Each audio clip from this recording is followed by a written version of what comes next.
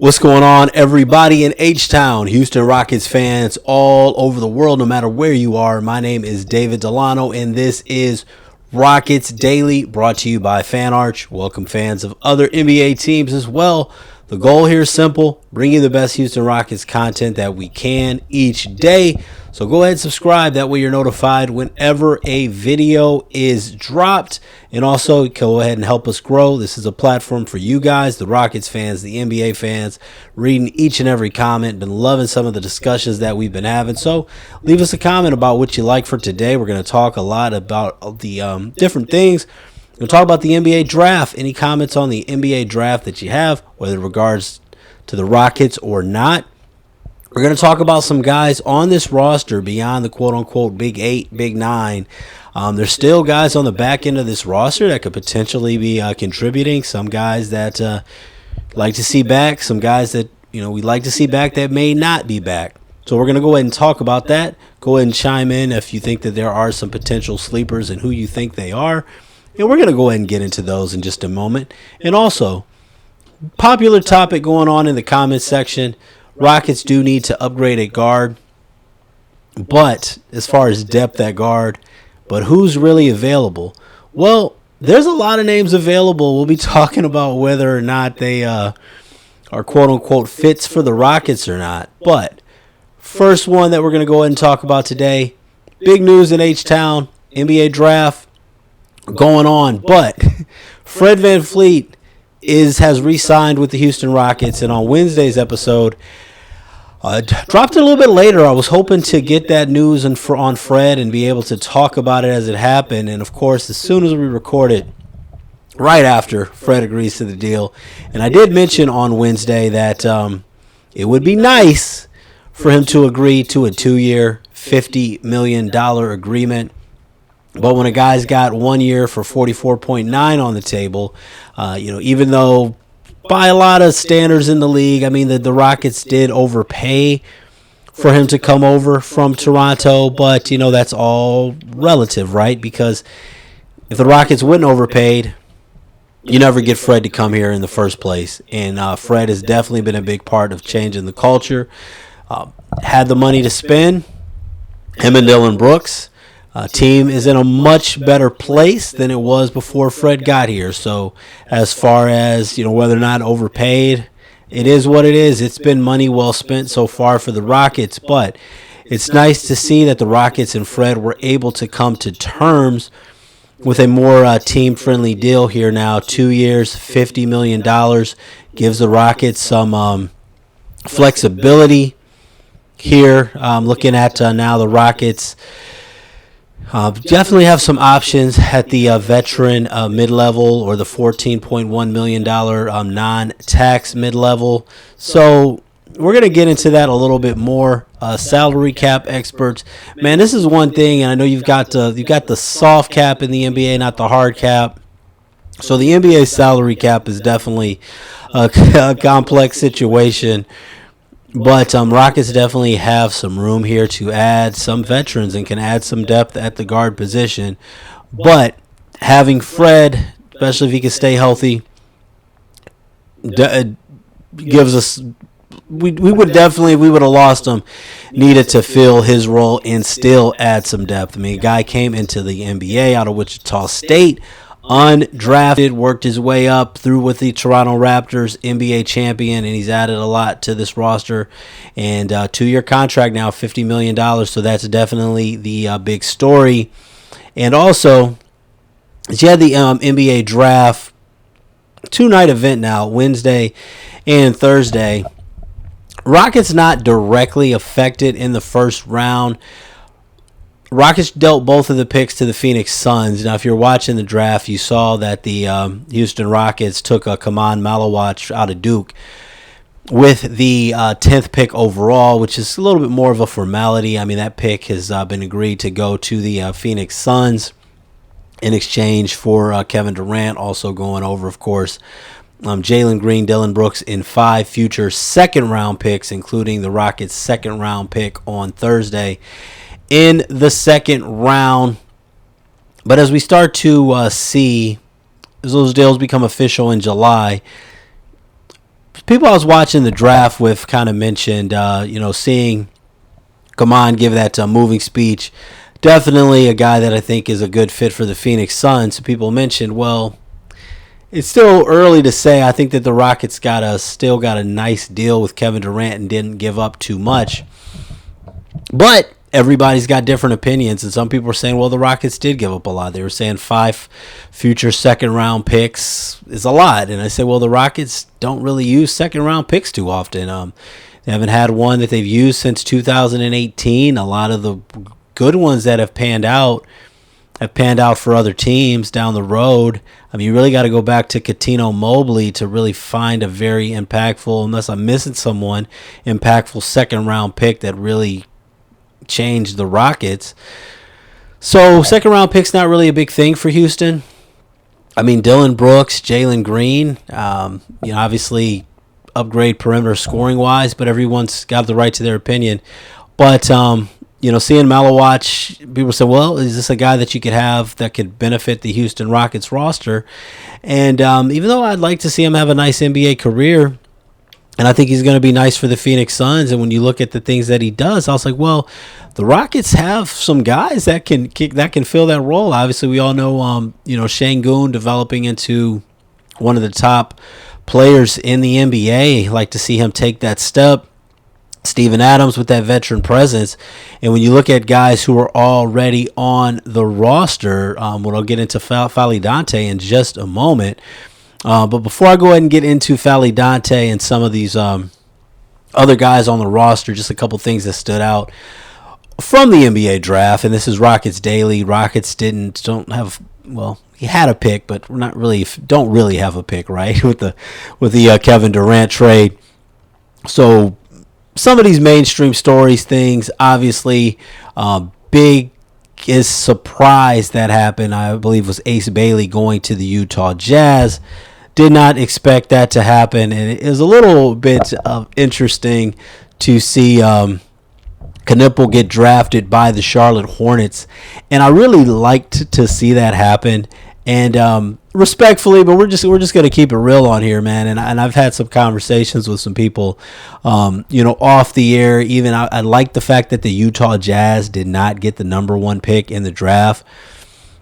Even though Cooper Flagg's going to be a Dallas Maverick, which the Mavericks' success kind of conflicts with the Rockets' future success. But overall, individually, I like to see all these young men do well. I like to see Cooper Flagg have a nice career.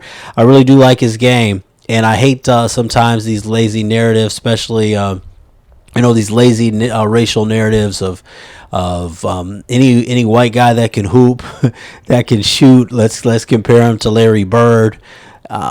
And just with the Utah Jazz, the type of team that they're building, I just feel like it would have just been too easy to just hand them future white superstars. So I'd like to see things mixed up a little bit more and not just see the top white guy in Utah. And, but Knipple, everyone had him going to Utah at number 5, and he can ball, man. I like him. And the Utah Jazz, they were going to probably get what they wanted again, and the Charlotte Hornets mixed it up. I was a little surprised by that. The Charlotte Hornets, the way that I see it, I mean, they draft a lot of talented guys, but they kind of have a collection of talented knuckleheads over there. And then even regardless of who's running the franchise, just historically, when the Hornets get it right, they get it wrong. I mean, going all the way back to even the Alonzo Mourning, Larry Johnson days, they built that team. NBA was different then, but just kind of losing both of them. To drafting Kobe Bryant, trading him away, to drafting SGA, trading him away. Now, all of those guys' careers would have probably went a lot different if they were with the Charlotte Hornets. A lot of those T-Mac and Kobe debates going on. I mean, it sounds... Well, we'll see what you think, H-Town, but a lot of mainstream people, it sounds ridiculous as far as how could you compare T-Mac to Kobe, but hey, Kobe goes to the Charlotte Hornets. Who knows what that career looks like? A lot of times, man, timing is everything. But point to get at there, that was a surprise with the move that Charlotte made. I thought that, Ace Bailey was probably going to be the pick there, but... you can't have it both ways. I mean, Ace Bailey didn't want to work out for the Philadelphia 76ers. They drafted VJ Edgecombe, and the Charlotte Hornets passed on him. So, if you want to get particular about who you don't want to work out for, I think that from a basketball standpoint, maybe not from a social standpoint, Utah Jazz are definitely a better situation for him than the Washington Wizards. And Ace Bailey's got a ball, man. He hasn't proven anything yet at the NBA level. Utah Jazz, Danny Ainge, they took the best player available. Probably better trade value down the line, depending on how things work out. But Utah Jazz had a nice draft. Thought that was interesting.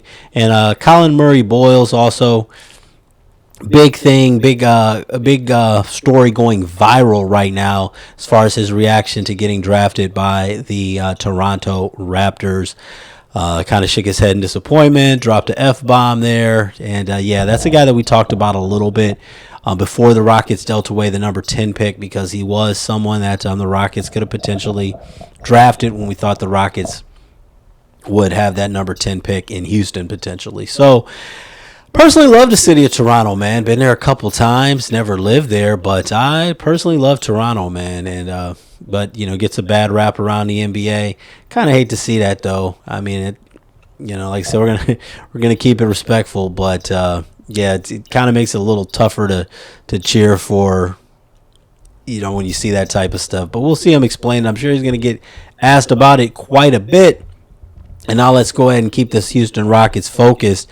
And as I mentioned, with Malawach going to the Phoenix Suns, and you kind of look at, is he someone that would have been nice on this Rockets roster? I think the Rockets, didn't technically have any draft picks. But there's a lot of guys on this roster, 1 year of experience, 2 years of experience, 3 years of experience now that we've gotten through a bit of those learning curves who can make some impacts. And as we start to look at who the Rockets should bring back, I think that Dante is someone that you guys have been mentioning in the comments, and somebody that I think can definitely make an impact on this team. 23 years old right now. Not sure, don't remember exactly when he turns 24. But it's really interesting in the NBA draft. If you look at if he was 18, 19 years old, probably somebody that'd be a lottery pick. And they kind of write these guys off, when they're a few years older, even though they're often more ready to contribute to a team right away. Only played 4 games for the Rockets, but shot about 77% from the floor, over 16 points and 10 points a game in the G League. His final series with the Oregon Ducks, over 17 points per game. 19.2 rebounds per game, 6'11", definitely somebody that I think could contribute to this team with more time, man. I like Dante. I really do. A free agent that I would like to see the Rockets bring back, and a guy that I would like to see in Summer League for sure. And as we talk a little bit more about some guys on this Houston Rockets roster, the Trae Youngs, the Giannis's, the Zach LaVines. I mean, these are all different stories and rumors out there. Things that, LaMelo Ball, things that, it could be a little bit more sizzle than substance. Obviously, getting any of those guys would drastically change the outlook of this roster. But there's a lot of guys on this roster right now as we start talking about adding guard depth and things. Well, a lot of that depends on, first of all, possibly retaining who's there. And another guy we got to talk about is Aaron Holiday, who has a team option for $4.9 million. Do you want Aaron Holiday back? Younger brother of Drew Holiday. More of a defensive guard, although he did shoot the ball well from 3 last season. Can play both guard positions. Nice role player, nice glue guy. Playoff experience as of late June, as of today. A guy that you probably trust a little bit more in big situations than Reed Shepherd, although Reed has the higher upside. And then you got to figure out, does bringing Aaron Holiday back, does it help Reed's development? Does it hinder Reed's development? If you bring Holiday back, is it going to be a lot easier to maybe go to Holiday at times instead of letting Reed play through things? And that's the pros and the cons of being a championship contending team, because Reed Shepherd, if he's not ready to go, his development could slow down a little bit as far as getting game experience, because this team is playing for a championship next year.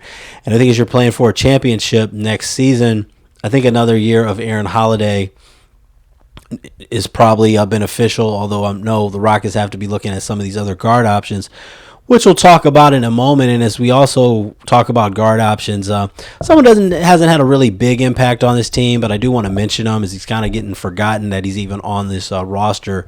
Contract not guaranteed is Nate Williams, 26 years old, guard, only shot 6 for 26 for 3, only played in about 20 games, so hasn't really got a lot of experience. Talented guy. I don't really see him having a significant impact, but as Nate Williams, guy I'd like to watch play in the summer league for sure. Any love for Nate Williams out there? Do you think that he can have a impact on the roster next season? Jeff Green, another guy that we have to touch on now, 38 years old, free agent. Played his last 2 years here in Houston, 2023 NBA champion with the Denver Nuggets. A lot of playoff experience overall for Jeff Green, including back in 2017, that NBA Finals run. They didn't win it that year, but big part of that Finals run on that Cavs team with LeBron James. But he said he'd like to be back, and he said he'd like to play for another couple years. So is Jeff Green a guy that you'd like to see back on this roster? I mean, I think all of us would. I wouldn't say all of us. I can't speak for everyone, but Jeff Green's obviously a guy that we would like to see back on this roster with that veteran leadership there. So those are just a few other guys to really kind of think about on this team at the moment, and also is Jae'Sean Tate, who I think that little bittersweet. I think that his time in H-Town is coming to an end. But what do you guys think about Tate? Personally, I like Tate. Seeing him here now 4 years. First couple years had a much bigger contribution last season as the team's gotten better. Definitely saw his minutes dwindle.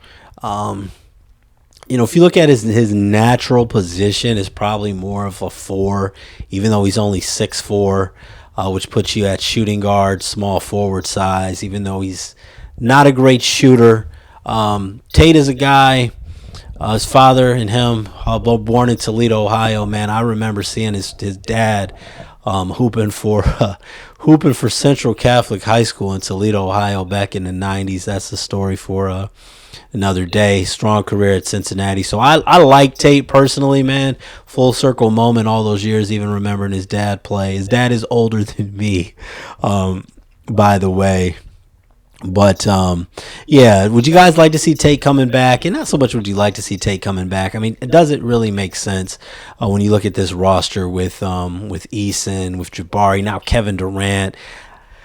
You like seeing guys like Tate who were here during the down times kind of get to be here. But I don't know if we see Tate back on this roster. But any of those guys we mentioned, I think Dante, man, is really one that I would like to really see back and see what he can do in more minutes. I think that this guy can definitely be a player for sure for the Rockets, and I'd like to see him get some. I'd like to see him get some time, get some minutes. And as we look around the NBA, we're going to talk about some different free agent names out there, different free agent guards. Common thing that's been in the comments as far as, well, who else is out there? If we didn't bring Fred Blatt back, who would we have gotten? And now we know that Fred's back, but still like to add some depth at the guard position. Need more shooting.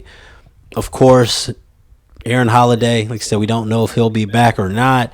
And some of the names, obviously, at the top who aren't going to be back here. Obviously, Josh Giddey, that's not going to happen. Just the money's not going to work, just too young. And contract that he would demand is just too big. James Harden, obviously, he would have to leave a lot of money on the table. I don't think that James Harden is coming back to this is really worth going too deep into talking about right now. Russell Westbrook, Chris Paul, names I got to throw out there. Don't kill me. I'm just kind of letting you know that they're free agents. I don't see either one of them coming back. D'Angelo Russell is looking for a team. Anybody with any interest in D'Angelo Russell? Personally, for the record, not a guy that I think would be a good fit on this team. Dennis Schroeder. He's been with so many different teams. I mean, he's been with this team before. Is Dennis Schroeder somebody that you'd have some interest in? Just kind of thinking, with Fred on the roster, with Aaron Holiday on the roster, or Aaron Holiday having that team option, do you really want to decline the option on Holiday to bring in a guy like Schroeder? He's going to want to play, and I don't see him and Holiday both being on the roster. Spencer Dinwiddie could be an option here. I don't necessarily know if he's the best fit, but we're going to throw out some of these names, and we could dive into more of these on depth. But you've got Davion Mitchell out there. You've got, let's see here, we've got Tyrus Jones with the Phoenix Suns. He's out there as well. Malcolm Brogdon, a name that's come up, a free agent last season with the Washington Wizards. Getting a little bit, wonder how much he has left in the tank. He could be a nice fit. Now, he shot below 29% from three-point range last season, which was much lower than previously. So you wonder how much does he really have left.